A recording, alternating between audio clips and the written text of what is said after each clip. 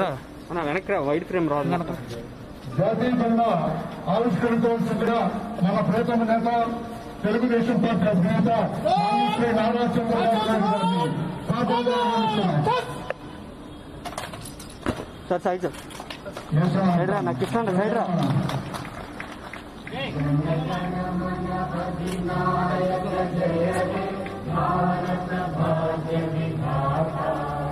पंजाब सिंध गुजरात मराठा द्राविड उत्कल बंगा विंध्य हिमाचल यमुना गंगा उत्कल जलधि तरंगा तव शुभ नामे जागे तव शुभ आशीष मांगे गाहे तव जय गाथा जन जन मंगल दायक जय हे भारत भाग्य विधाता जय हे जय हे जय हे जय जय जय जय हे जय हिंद.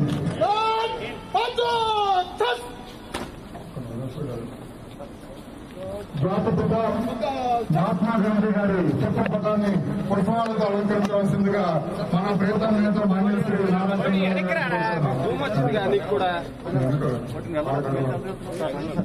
గణతంత్ర దినోత్సవం సందర్భంగా భారతదేశ రాజ్యాంగ నిర్మాత డాక్టర్ బిఆర్ అంబేద్కర్ గారి చిత్రపటాన్ని పుష్పమాలతో అలంకరించవలసిందిగా కోరుతున్నాను. తెలుగుదేశం పార్టీ వ్యవస్థాపక అధ్యక్షులు విశ్వవిఖ్యాత నటసార్వభౌముడు స్వర్గీయ నందమూరి తారక రామారావు గారి చిత్రపటాన్ని పుష్పమాలతో అలంకరించవలసిందిగా కోరుతున్నాం. దయచేసి పెద్దలందరూ కూడా పుష్ప నిరాజనం జరిగించవలసిందిగా కోరుతూ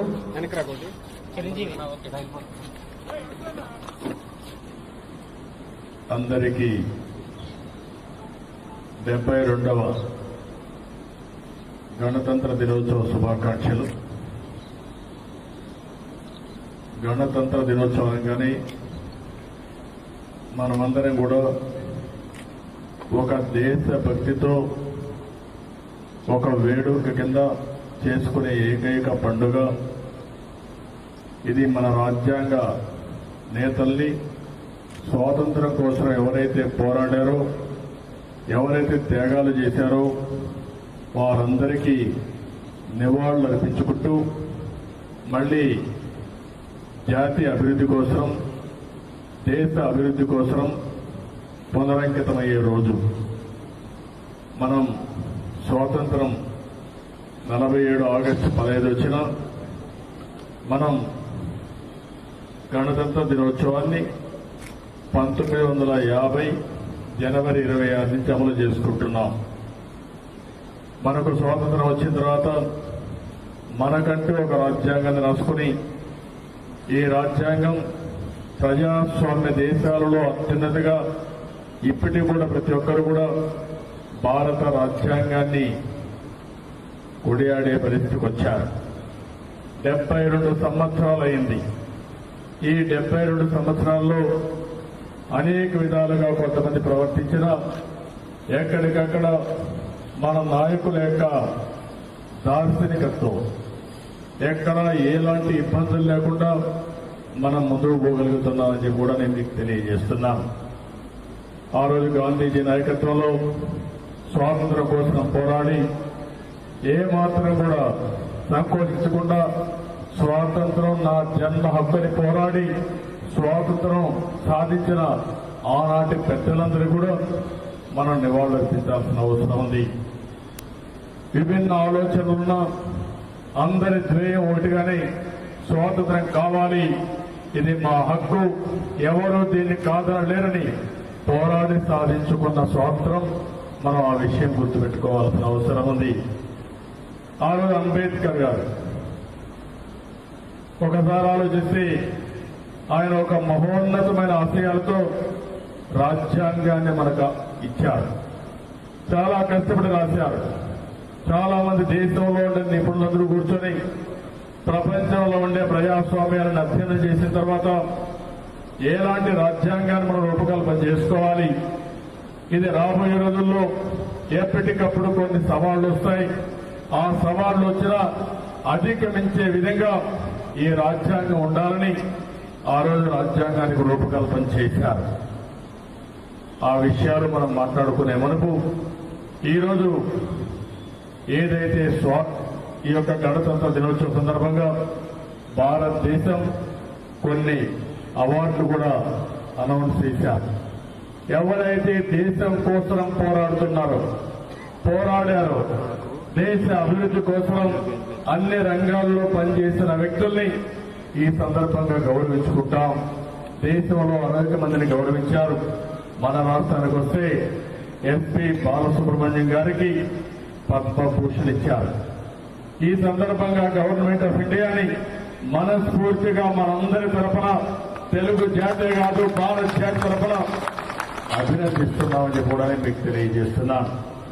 అదేవిధంగా వైలెన్ విద్వాంసులు అన్నవరపు రామస్వామి గారికి ఈరోజు ఇంకో పక్క అనంతపురం జిల్లాకు చెందిన సాహిత్యవేత్త ఆశావాది ప్రకాశరావు గారికి, మృదంగ కళాకారిణి నిడుమోలు సుమతికి, నృత్య కళాకారుడు కనకరాజులకు పద్మశ్రీ ప్రకటించారు. వారందరినీ వారికి ఇచ్చిన బిరుదుల కోసం రాష్ట్ర ప్రజల తరఫున కేంద్రాన్ని అభినందిస్తున్నానని చెప్పి కూడా నేను మీకు తెలియజేస్తున్నాను. కర్నల్ సంతోష్ బాబు ఆయనకి ఈరోజు మహావీర్ చక్ర పురస్కారాన్ని ఇచ్చారు. ఎందుకంటే దేశాన్ని కాపాడాలని ప్రాణాలు త్యాగం చేసిన అలాంటి పోరాట యోధుడికి ఈరోజు ఈ బిరుదు ఇవ్వడం, ఈ పురస్కారం ఇవ్వడం గర్వించదగ్గ విషయం అని చెప్పి కూడా నేను మీకు తెలియజేస్తున్నాను. మనం ఎప్పుడు సమాజంలో మాట్లాడతాం, ఎప్పుడు కూడా ధర్మం 4 పాదాల మీద నడవాలని. ఇది అందరిలో కూడా కామన్ గా ఒక నానుడి. అంటే ధర్మం 4 పాదాలపై నడిచినప్పుడే అందరికీ న్యాయం జరుగుతుంది, బడుగు బలహీన వర్గాలకు న్యాయం జరుగుతున్నది మనందరి ప్రగాఢ విశ్వాసం. అందుకే ఈరోజు రాజ్యాంగానికి 4 మూల స్తంభాలు. ఒక పక్క చట్టసభలు, అసెంబ్లీ, పార్లమెంటు, ఈ 2 కూడా చట్టాలు చేస్తారు. ఆ చట్టాలు చేసిన తర్వాత అక్కడ కూడా మీరు చూస్తే చట్టాలు చేసే సమయంలో ఎక్కడికక్కడ అవకతవకలు లేకుండా చూడడం కోసం ప్రతిపక్షాలు, అధికార పక్షం ఉంటుంది. అదే సమయంలో కేంద్రంలో రాజ్యసభ, అదే మన రాష్ట్రాల్లో లెజిస్లేటివ్ కౌన్సిల్ కూడా ఉన్నాయి. ఎందుకంటే చట్టాల్లో కూడా అవకతవకలు జరగకుండా బ్యాలెన్స్ చేయాలనే ఉద్దేశంతో ఇలాంటి సభలు కూడా ఆనాడే శ్రీకారం చుట్టారు. ఇంకో పక్క ఉద్యోగస్తులు ఉన్నారు. ఉద్యోగస్తులు కార్యనిర్వాహకులుగా ఉంటారు. కార్యనిర్వాహకులుగా ఉండి ఎక్కడికక్కడ దేశ సమగ్ర అభివృద్ధి కోసం, అదే మరిగా ప్రజల హక్కులు కాపాడడానికి వీళ్ళందరూ పనిచేస్తూ ఉంటారు. అందుకే భారతదేశంలో విశిష్టత మీరు చూస్తే ఆల్ ఇండియా సర్వీసెస్ తీసుకొచ్చారు, ఇండియన్ అడ్మినిస్ట్రేటివ్ సర్వీస్ తీసుకొచ్చారు. ఐఏఎస్ ఆఫీసర్లు పరిపాలనలో ఉండాలని, ఐపీఎస్ ఆఫీసర్లు లా అండ్ ఆర్డర్ మెయింటైన్ చేయాలని, ఐఆర్ఎస్ ఆఫీసర్లు రెవెన్యూ కలెక్షన్ కానీ ఫారిన్ సర్వీస్ కానీ ఇలాంటివన్నీ తీసుకొచ్చారు. ఈరోజు ఇంకో పక్కన మీరు చూస్తే కొంతమంది అధికారులు ఎవరైతే ఉన్నారో ఈ రాష్ట్రం వాళ్ళు కాదు, వేరే రాష్ట్రాల నుంచి అన్ని రాష్ట్రాలకు అలొకేషన్ ఇచ్చారు. దేనికోసం ఇచ్చారంటే దేశ సమగ్రత కోసం ఇచ్చారు. రాగద్వేషాలకు అతీతంగా పనిచేయడానికి వీళ్ళందరినీ కూడా ఇక్కడికి ఇచ్చారు. ఈ రాష్ట్రంలో అన్ని రాష్ట్రాలకు సంబంధించిన ఐఏఎస్ ఆఫీసర్లు ఉన్నారు. మీరు ఢిల్లీకి పోయినా, కర్ణాటకకి వెళ్ళినా, లేకపోతే యూనియన్ టెరిటరీకి వెళ్ళినా దేశం నలుమూల నుంచి ఆఫీసర్లు వచ్చి అక్కడ ప్రజలకు న్యాయం చేయడం కోసం పనిచేస్తున్నారు. ఇంకో పక్కన పత్రికా విలేకరులు ఉన్నారు, మీడియా ఉంది, వీళ్ళకి స్వేచ్ఛ ఉంది.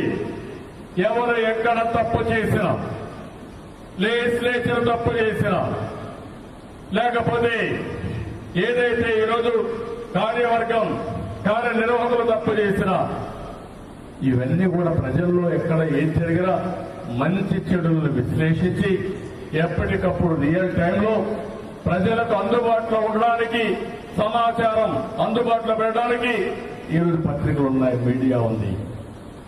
ఇవన్నీ ఒక వ్యవస్థలైతే నాలుగో అతి ముఖ్యమైన వ్యవస్థ జ్యుడిషియరీ. ఈరోజు జ్యుడిషియరీ ఉంది, మీరు చూశారు. మేజిస్ట్రేట్ కోర్టు నుంచి సుప్రీం కోర్టు వరకు సెషన్స్ కోర్టు ఉంటుంది, డిస్ట్రిక్ట్ కోర్టు ఉంటుంది, హైకోర్టు ఉంటుంది, సుప్రీం కోర్టు వరకు వెళ్ళి అందులో మళ్ళా బెంచ్లు ఉంటాయి.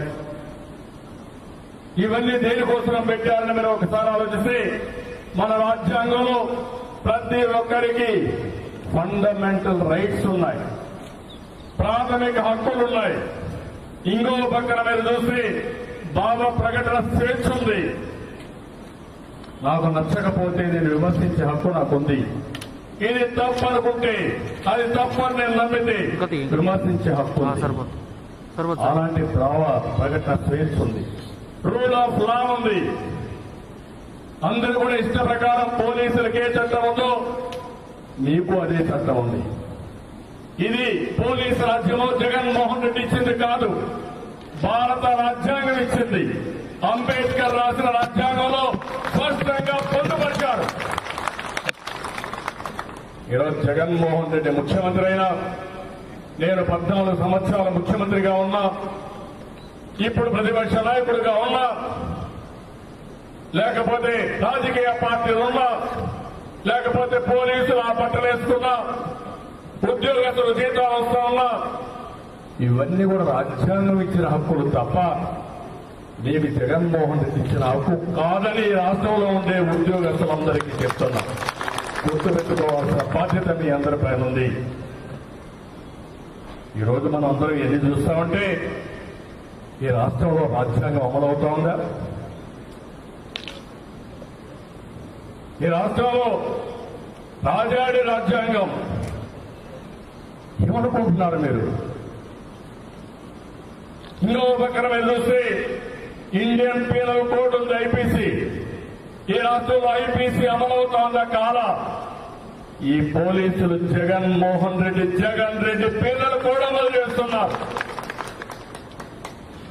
నేను ఈ విషయంలో మీరు చూస్తా ఉంటే 20 నెలలు నరక యాతన, ప్రతి ఒక్కరూ అభద్రతా భావం, ఇంట్లో స్వేచ్ఛగా నిద్రపోయే పరిస్థితి లేదు. నా ఆస్తి నాకుంటుందనే నమ్మకం లేదు.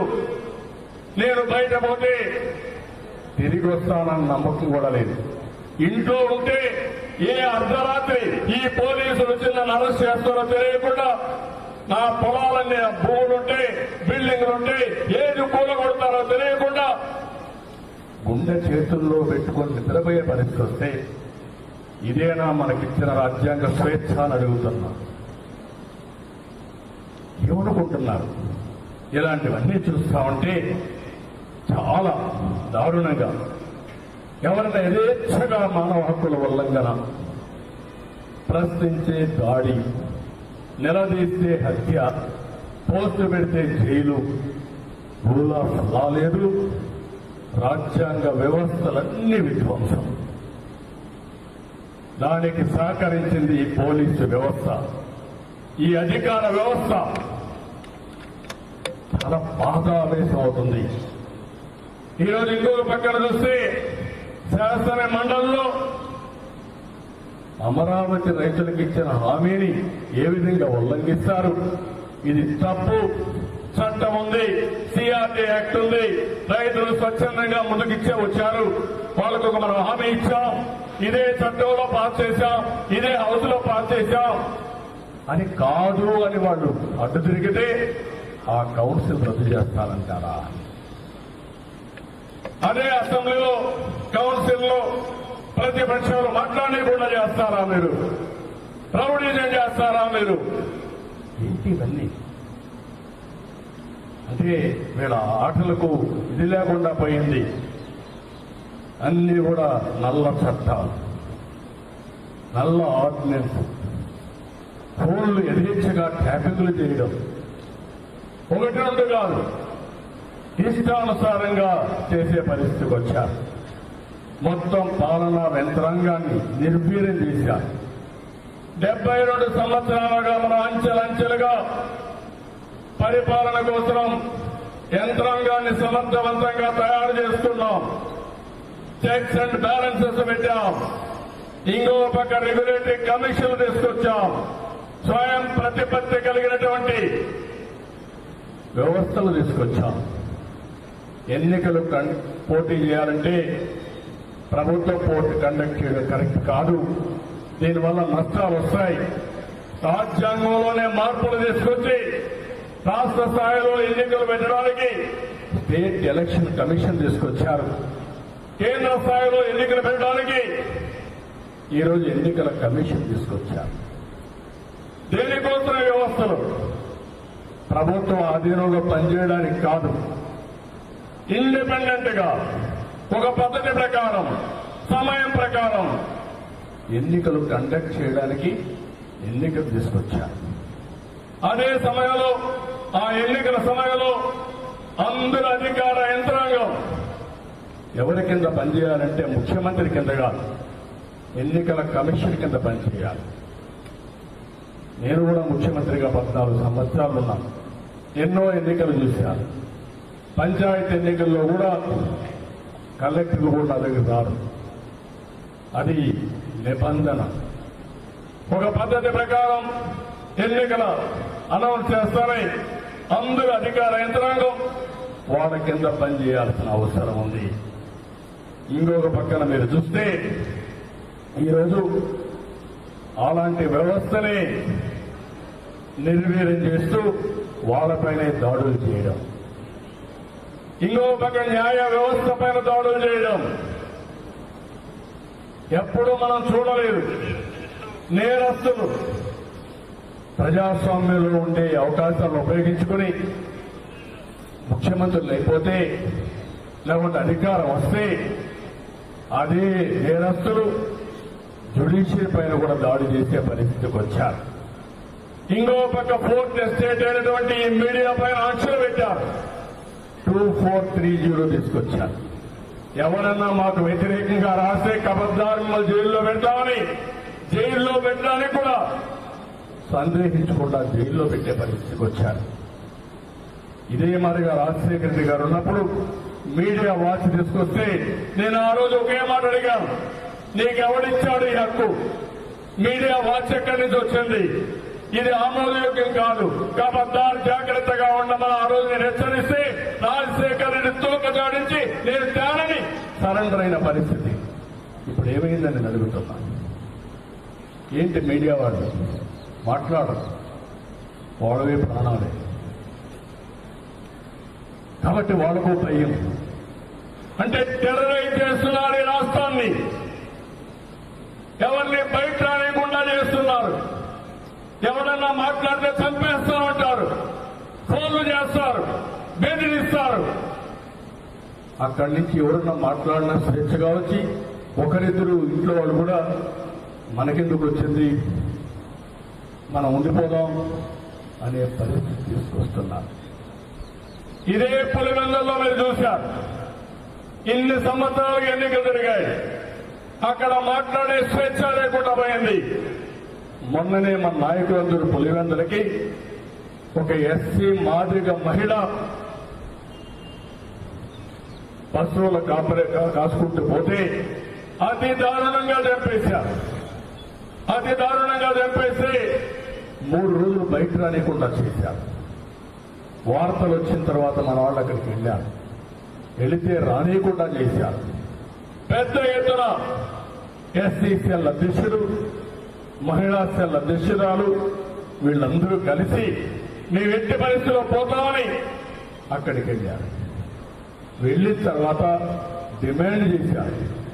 కడాన ఎస్సీల పైన ఎస్సీ అట్రాసిటీ యాక్ట్ పెట్టారు. చంపింది ఎస్సీ మహిళని, పోయింది ఎస్సీ నాయకులు. వీళ్ళపైన వాళ్ళకు సపోర్ట్ చేసిన అందరిపైన ఎస్సీ కేసు పెడతారు. ఇది పోలీసు ఏమనాలి వేళ? ఏంటిది ఈ అరాచకం? అరాచకానికి అంతే లేదా అడుగుతున్నా, అడ్డు లేదా అడుగుతున్నా. వల్ల ఆ తర్వాత మీరు ఒకసారి చూస్తే ఆ కేసులన్నిటిపైన వాళ్ళు బెయిల్ తెచ్చుకునే పరిస్థితి.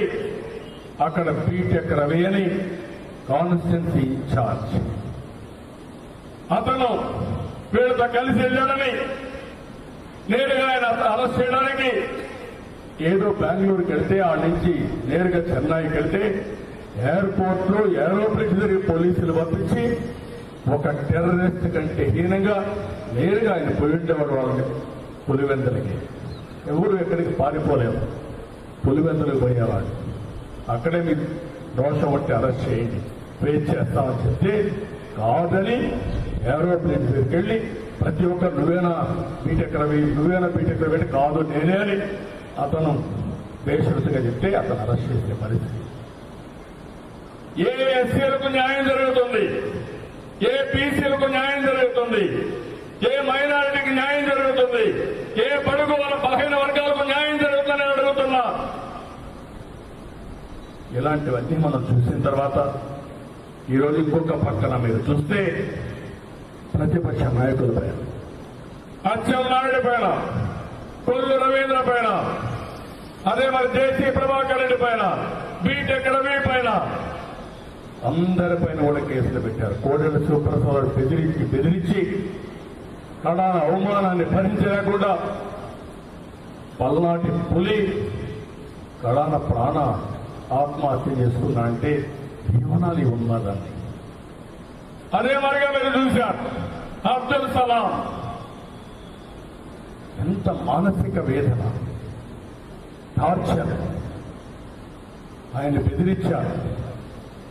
ఎక్కడో షాపులో అన్యాయం జరిగింది, దొంగతనం జరిగితే ఆయన మీద కేసు పెట్టారు. ఉండే బంగారం గురించి నా మానాన్ని పథకాన్ని ఇంటికి పోతే ఆటో తోలుకుంటా ఉంటే ఆ ఆటో తోలుకునేటప్పుడు ఎవడో దొంగతనం జరిగితే మళ్ళా కేసు పెట్టి పోలీస్ స్టేషన్ తీసుకుపోయి బెదిరించి నిన్ను అరెస్ట్ చేస్తున్నాం, నువ్వు జైల్లోనే ఉంటావు, నీ భార్య నీ పిల్లల ఇంట్లో ఉంటారు, ఒకసారి ఆలోచించుకో ప్రతి ఒక్కరు పోలీసులు పంపిస్తామంటే ఆ అవమానాన్ని భరించలేక నా పిల్లలు ఏమవుతారు, నా భార్య ఏమవుతుంది అని ఆలోచించి మనిషిగా ప్రతి ఒక్క మీద ఆశ చచ్చిపోయి కాదు నేను చనిపోతే నా పిల్లలకు ఏమవుతుందో, నా భార్యకి ఏమవుతుందో అవమానాన్ని భరించలేరని కడాని ఇద్దరు పిల్లల్ని భార్యని తీసుకుపోయి రైల్వే ట్రాక్ కట్టేసి అక్కడ రైలు కింద పడి చనిపోయారంటే ఏమనాలా ఈ నాయకుడు? ఏంటి రాజ్యాంగం ఇచ్చిన హక్కు అంటే? ఇలాంటి వాళ్ళు ఎంతమంది? దీనికి సమాధానం ఏంటని అడుగుతున్నా. అందుకనే మీరు ఇంకో పక్క చూశారు, ఏదైతే ప్రొద్దుటూరులో వైసీపీ అవినీతిని ప్రశ్నిస్తే ఎక్కడైతే స్థలం ఉందో ఆ స్థలంలోనే పట్ట పొగులు ఆ రోజే పట్టా డిస్ట్రిబ్యూషన్ పెట్టిన స్థలంలో అతి దారుణంగా నందం సుబ్బయ్య చంపేశారు. ఇంకో పక్క గురు ప్రతాప్ రెడ్డి గండికోట్లో అవినీతి జరిగిందని చెప్పితే ఎక్కడ గ్రామ సభ జరిగిందో అక్కడే సాక్ష్యాలతో నిరూపిస్తే అక్కడే చంపేశారు. ఏమనాలి ఇవన్నీ? ఇంకో పక్కన మీరు చూస్తే ఓం ప్రతాప్ పొంగనూరులో చాలా రేట్లు పెరిగాయి, లిక్కర్ రేట్లు పెరిగాయి, నేను కూడా ఓటేశాను, అన్యాయం జరిగింది అని మాట్లాడి ఒక వీడియో పెడితే అతన్ని చంపేశారు. ఇంతవరకు ఆ ఫోన్ డీటెయిల్స్ కూడా బయట రానియకుండా చేశారు. ఇలాంటి హత్యలు మనం చూస్తా ఉంటే యథేచ్ఛగా వీళ్ళు ఇష్ట ప్రకారం చేసే పరిస్థితికి వచ్చారు. కడాన మీరు ఒకసారి చూస్తే 14 సంవత్సరాలు ముఖ్యమంత్రిగా పనిచేసిన నేను, ఇంకో పక్క 12వ సంవత్సరం అపోజిషన్ లీడర్గా పనిచేసే నేను, మా ఇంటికి నేను ఆత్మకూరులో మీరు మనుషులు బయట పంపించేస్తున్నారు, ఇది తప్పు, నేను చెప్పాను, మీరు సరిచేయడం లేదు, గ్రామాల్లో ఉండే స్వేచ్ఛ కూడా లేకుండా పోయింది, నేను వాళ్ళ ఓదార్చాలి, ఆ ఊరికి తీసుకుపోతాను నేనంటే మా ఇంటికి తాళాలేశారు, తాళ్లు కట్టారు గేట్లకి. ఏమన్నా వెళ్ళి నేను ఆవిడ చెప్పాను, మీ యొక్క దుర్మార్గాలకు పరాకాష్టిది, భవిష్యత్తులో ఈ యొక్క గేట్లకు తాళాలే మీ మెడకు ఉరితాళ్లుగా తయారవుతాయని ఆ రోజే నేను హెచ్చరించాను. ఎక్కడ వెళ్తాను? అది అయ్యింది. విశాఖపట్నం పోయాను. ఈ పోలీసులు నాకు పర్మిషన్ ఇచ్చారు. పోయిన తర్వాత దిగాను. వైసీపీ గుండాలు వస్తారు, అడ్డుపడతారు. అడ్డుపడితే పోలీసులు అంటారు మీరు పోవడానికి వీల్లేదు, మీరు తిరిగిపోవాల్సిందే. నన్ను తిరుగుతా పాలన పంపిస్తారు. రాసిమ్మంటే రాసిస్తారు. భయం కూడా లేదు. కోర్టుకి వేస్తే కోర్టులో ఒక రోజంతా కూర్చోబెట్టి డీజీపీకి పాఠాలు చెప్పారు. ఇదే నన్ను ప్రవర్తించే తీరు. ఒక ప్రతిపక్ష నాయకుడికి నువ్వు పర్మిషన్ ఇచ్చావు, మళ్ళా ఎవరో వచ్చారని వాళ్ళని కంట్రోల్ చేయకుండా తిరిగి పంపించావంటే ఇది న్యాయమాని.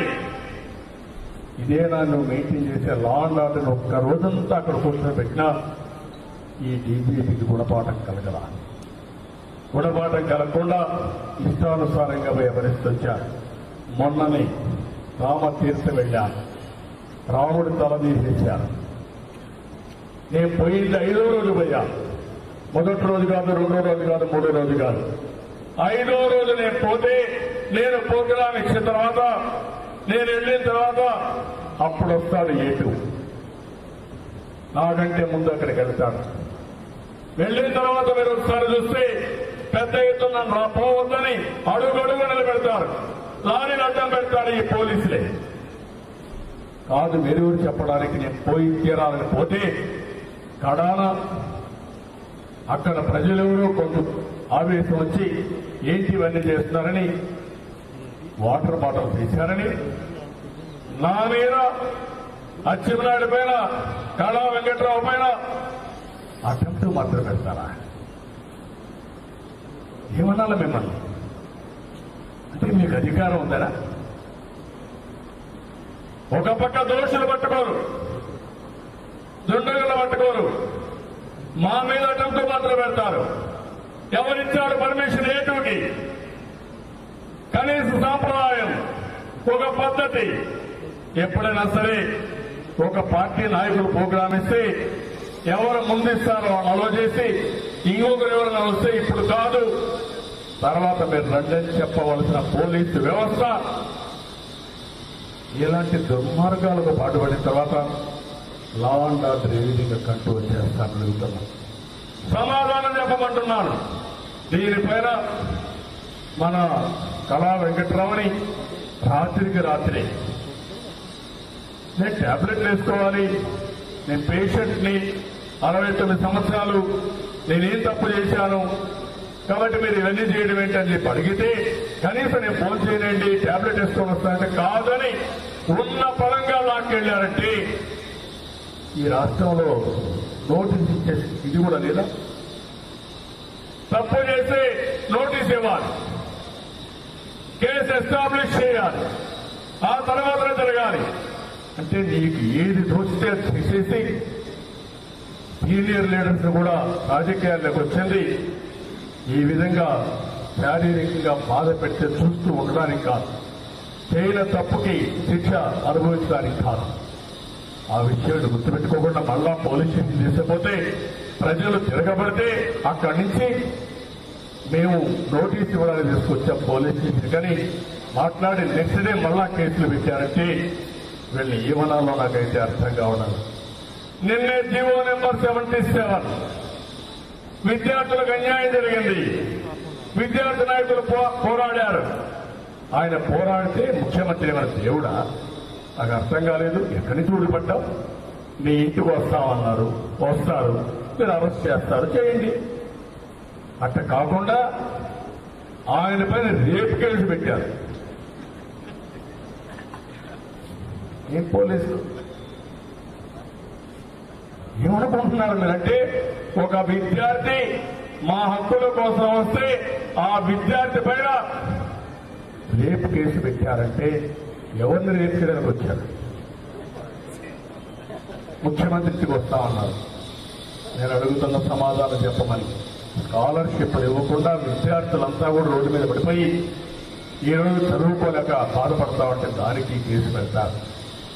ఇంకొక పక్కన మీరు చూస్తే ఒక మాఫియా రాష్ట్రంగా తయారైపోయింది, గోండా రాష్ట్రంగా తయారైపోయింది, జంగల్ రాజ్య రాష్ట్రంలో ఉంది.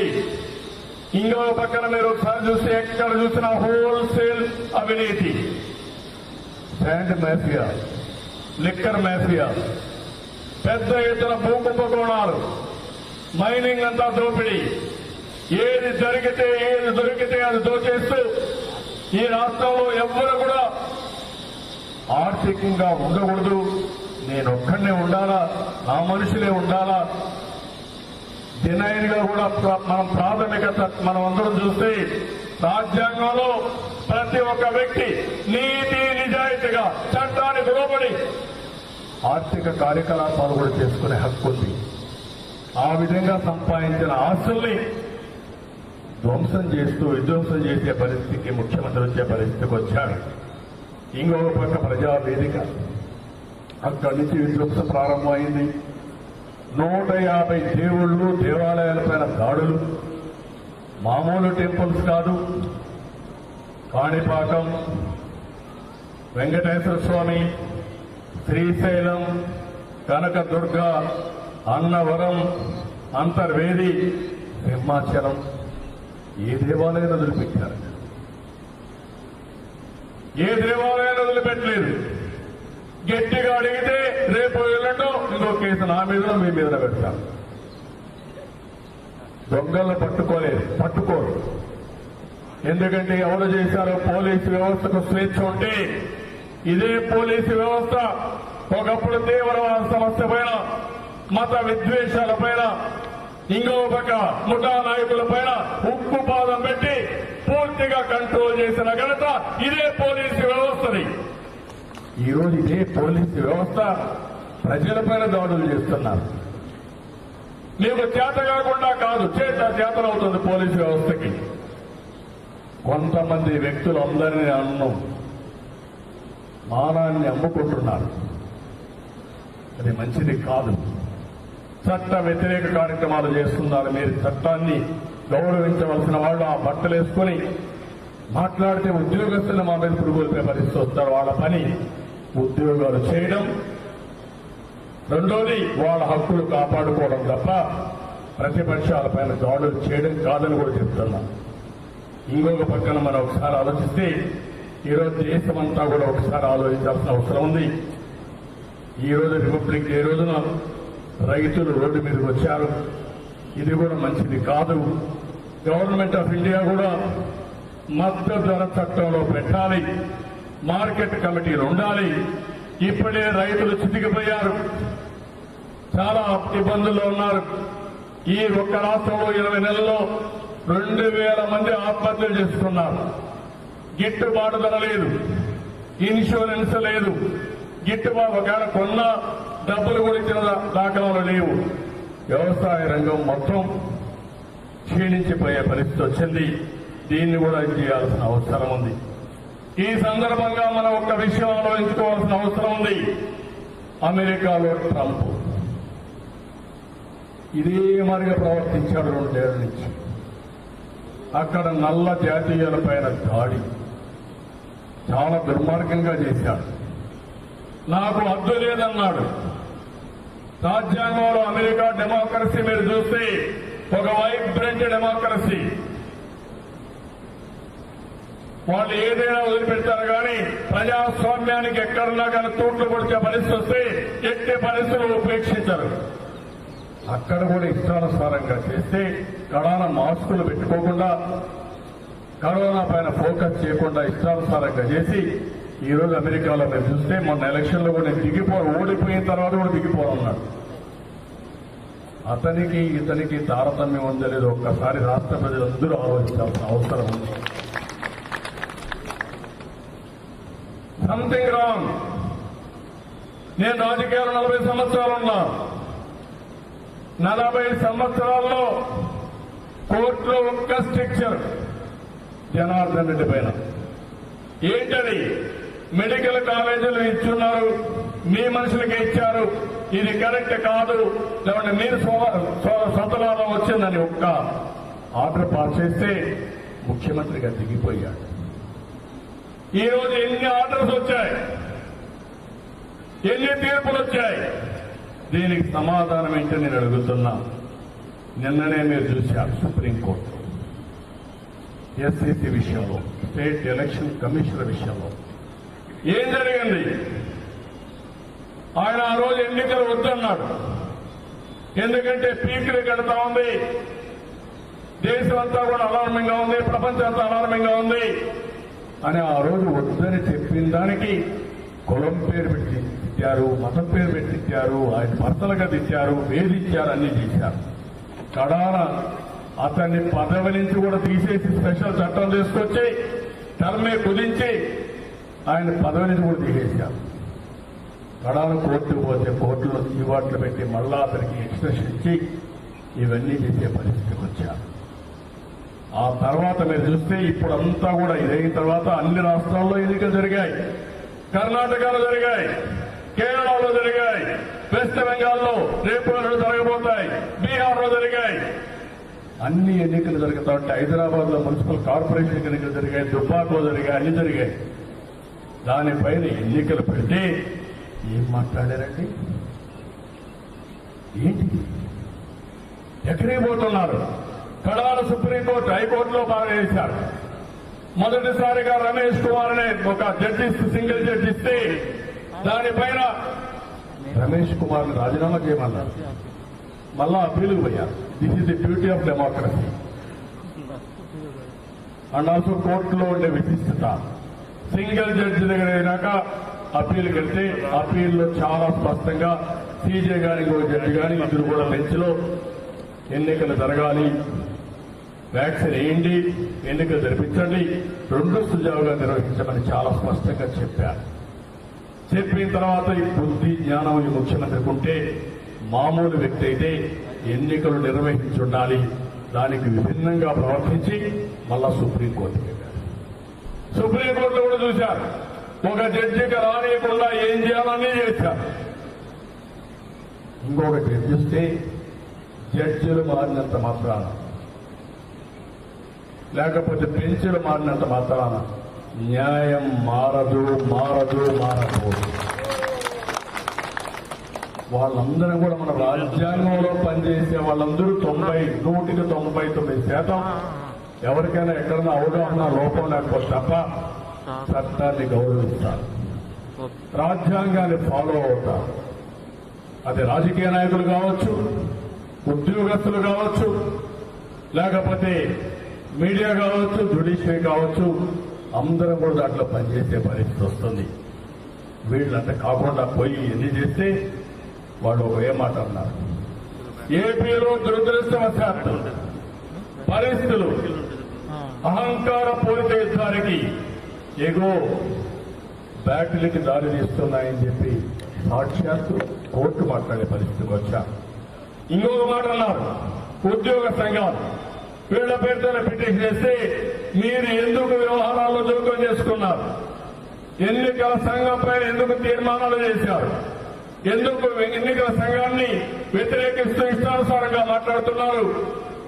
ఇది చట్ట వ్యతిరేక కార్యక్రమం, ఇది మంచిది కాదు, ఇది చట్ట రాహిత్యం, అదే మరి లాలెస్నెస్ అని చాలా స్పష్టంగా చెప్పే పరిస్థితికి వచ్చారు. ఎవరు కారణం? ఈ ముఖ్యమంత్రి కారణం అవునా కాదా? ఉద్యోగస్తుల్ని మీ స్వార్థం కోసం బ్లాక్ మెయిల్ చేసి ఉద్యోగ సమస్యలను మాట్లాడలేకుండా ప్రతిపక్షాలపైన, రాజ్యాంగ వ్యవస్థలపైన దాడి చేపిస్తారా మీరు? ఏమనుకుంటున్నారు? వాళ్ళు కూడా ఆలోచించుకోవాలి. మీకు రావాల్సిన పీఆర్సీ రావాలి, చెప్పిన హామీలు ఉన్నాయి, అవన్నీ చేయమనండి. అంతేగాని మీరు మా మీద దాడి చేయడానికి వస్తే మీరు కూడా అపహాస్యం అయిపోతారు. ఇది రాజారెడ్డి రాజ్యాంగం కాదు, ఇతనేమి నియంత కాదు, నియంతల రోజులు లేవు. గుర్తుపెట్టుకోవాల్సింది, ఎంతో మందిని చూశాం, వీళ్ళందరూ కూడా కాలగర్భంలో కలిసిపోయారు తప్ప ఎవ్వరు కూడా మనుగడ సాధించలేకపోయారని హెచ్చరిస్తున్నా. ఇంకొక పక్కన వాడు చెప్పారు, రాజ్యాంగం కొన్ని బాధ్యతలు కొంతమందికి అప్పచెప్పింది. పరిపాలించే బాధ్యత మీది, ఎన్నికలు పెట్టే బాధ్యత స్టేట్ ఎలక్షన్ కమిషన్ది. వాళ్ళ బాధ్యతల్లో మీరు ఇన్వాల్వ్ కావడానికి మేము ఎట్టి పరిస్థితుల్లో ఇన్వాల్వ్ కావని చాలా స్పష్టంగా చెప్పాను. ఇంకొక పక్క గవర్నర్, నేను అప్పీల్ చేస్తున్నా, ఈ రోజు రిపబ్లిక్ డే. రాష్ట్రంలో గవర్నర్ గారు రాజ్యాంగాన్ని పరిరక్షించడానికి ఉన్నారు. గవర్నర్ పైన ఉంది, లేకపోతే గవర్నర్ వ్యవస్థ అవసరం లేదు. ఒకప్పుడు మేము కూడా గవర్నర్ వ్యవస్థ వద్దన్నాం. మళ్ళీ రియలైజ్ అయిన తర్వాత ఇలాంటి ఉన్మాదులు కొంతమంది వస్తారేమో, వచ్చినప్పుడు ఏం జరుగుతుందో తెలియదు, అలాంటప్పుడు ఈ గవర్నర్ వ్యవస్థ కూడా ఉండాలని మళ్ళా మేము కూడా కన్విన్స్ అయ్యి లిమిటెడ్ పవర్స్ తో గవర్నర్ వ్యవస్థ ఉంటుందనుకున్నాం. ఈరోజు ఆర్టికల్ 19, 21, 25, 26 ఉల్లంఘనలు జరిగాయి. గవర్నర్ గారు ఇంకా ఏం మాట్లాడలేకపోయారు. ఎన్నికలు వచ్చినప్పుడు 243(k)(3) కింద గవర్నర్ గారి ఈ ఎంప్లాయీస్ అందరినీ ఆయన కంట్రోల్లో పెట్టాలి. అది కూడా ఫెయిల్ అయ్యారు. 163(1) కింద గవర్నర్ కి ఈ ఆర్టికల్ కింద విచక్షణాధికారాలు ఉన్నాయి.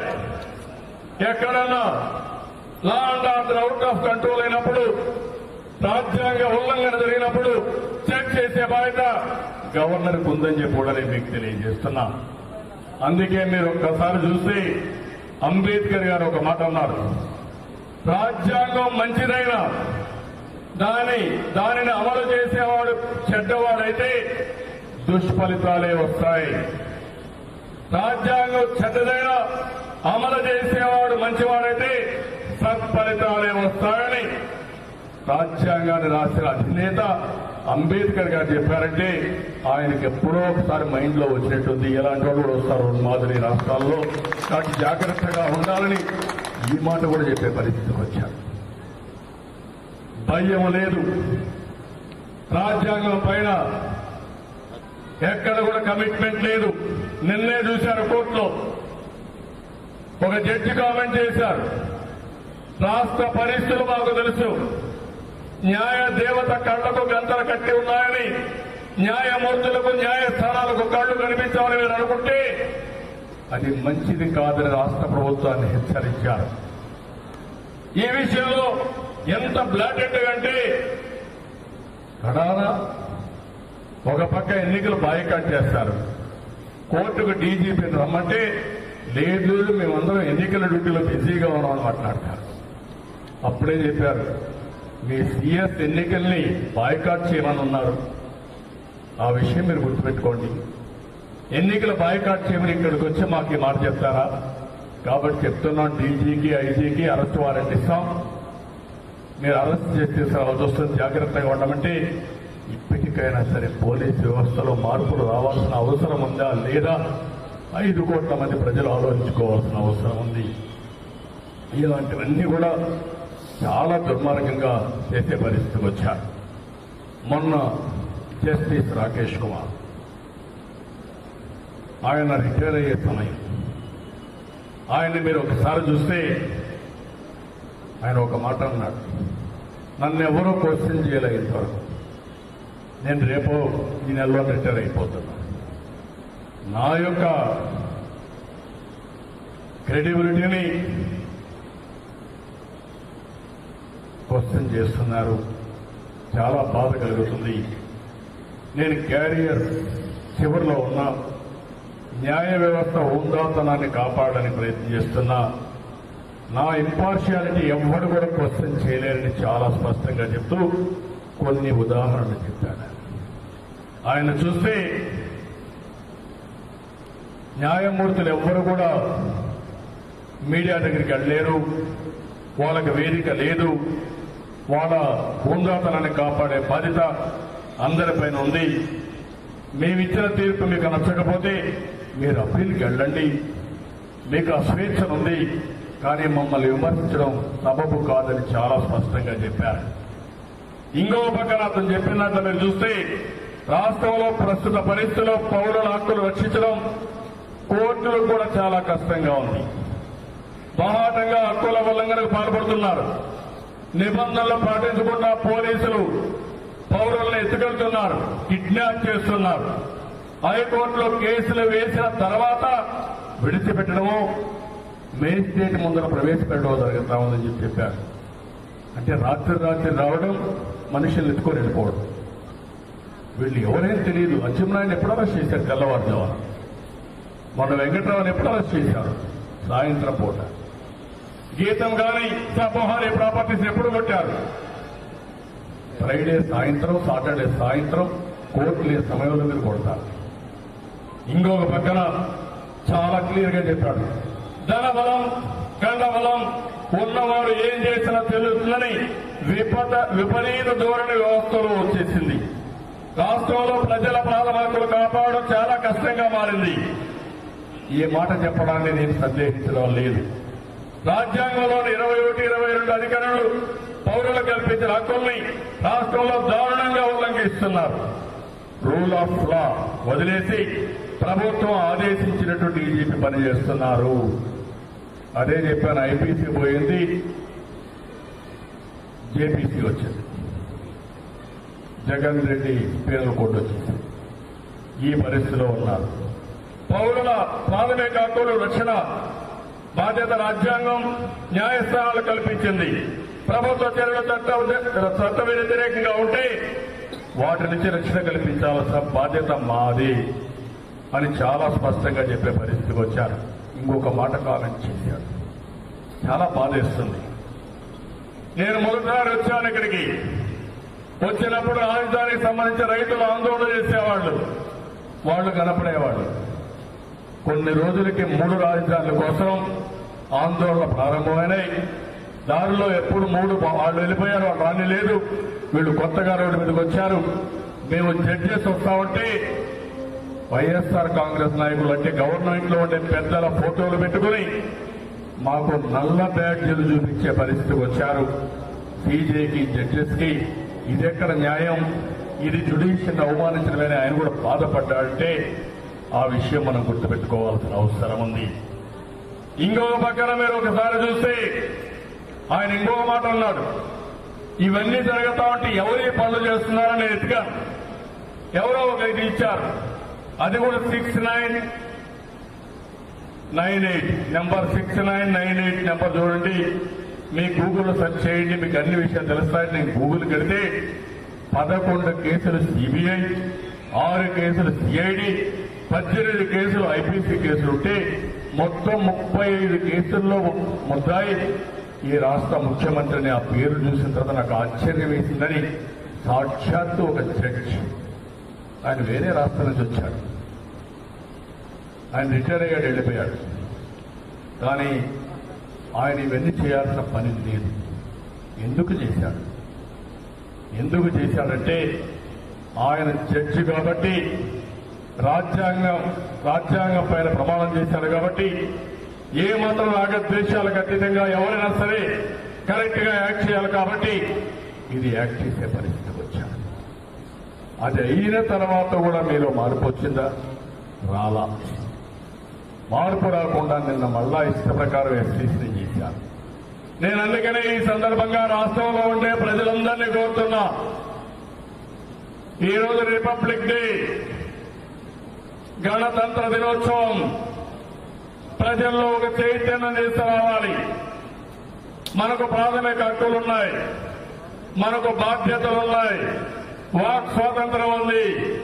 అందరికీ రాజ్యాంగమే హక్కులు ఇచ్చింది. నాకు, ముఖ్యమంత్రికి, గవర్నర్ గారికి, జడ్జిలకి, పోలీస్ వ్యవస్థకు, అడ్మినిస్ట్రేటివ్ వ్యవస్థకు, కడాన పౌరులకి హక్కులున్నాయి. కబద్దారు గుర్తుపెట్టుకోండి, ముఖ్యమంత్రి గారు, హక్కులు ఉల్లంఘిస్తే మిమ్మల్ని వదిలిపెట్టాం, ప్రజా కోర్టులో మిమ్మల్ని నిలబెడతాం, మిమ్మల్ని దోషిగా నిలబెడతాం.